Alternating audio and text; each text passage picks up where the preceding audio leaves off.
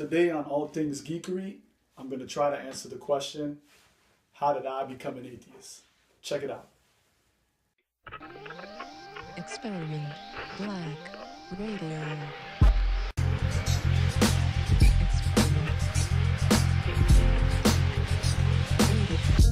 Radio, sucker never play me. Triple shade of black, then my bleach should never fade me. They say he crazy, New York raised them in the 80s. Killer catch administration, gangster renovation, born of isolation, Asian ill communication, Asian Marvel, fight by acting, pestilential, microscopic soul, sonic remedy, clinic right in the street, operating in the dark, surgery. So the question I'm going to try to answer is, how or why I became an atheist. First, let me say two things.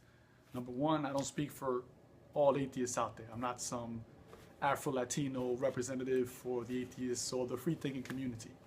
And second of all, I never set out to be an atheist. Like I never said to myself one day, oh, I'm going to be an atheist one day. I never did. I always say that I'm going to try to answer that question because usually when people ask me that question, I tend to not answer it. Not because I'm hiding anything or it's too difficult. It's just simply, it's a very boring story. And I know a lot of times people expect the kind of story where you have this epiphany and you wake up and you're like, oh, there's no God, or something tragic happened where you were beaten and raped. Not saying that it doesn't happen, and not to downplay any of that, but that's not what happened. And I think in that instance, I think I speak for a lot of atheists out there that it's not something that just happened. It's something that took years. So the only thing I can start with is when I was about 14 or 15 years old, going to school in Harlem, the Catholic priest taught us liberation theology. And that was like the first time I was taught something that deviated from what I was taught about when it came to religion and God. And also at the same time, I hung out with a lot of guys who were going through their lessons in the Nation of Gods and Earths, which some of you might know as the 5 percenters. Anyway, it was those two things that started off my journey, I guess you can say, where I started to question everything that I was taught when it came to religion and to God. Again, at this part, I can speak for plenty of atheists out there or agnostics. It's a slow process, a slow journey. And I will say that at that age, at 14, 15, 16, I knew that Christianity was just not for me.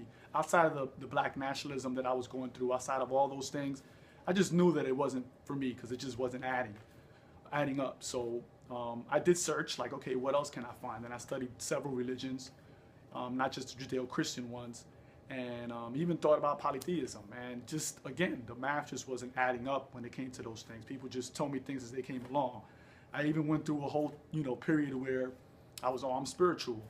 And that came with its own set of problems because even when you say you're spiritual, you're still being influenced by whether you live in the West or the East, you're still, or the West, you're still being influenced by Judeo-Christian concepts of God and what it is to be spiritual. So that just didn't work for me. And true indeed, people are going to say, oh, you study science. I'm not going to say I'm a scientist. I'm not going to say that a biologist. I'm not. I'm a historian. But there are a lot of things that you learn about that you're kind of like, oh, it helps explain certain things that we didn't know, say 100 or 200 years ago. So there's just so many different factors of why I became an atheist. And a lot of people usually assume that it has to do with, the people in the church. And I don't agree with that statement because there's bad people wherever you go. There's bad people at work, there's bad people at school, there's bad people in your neighborhood.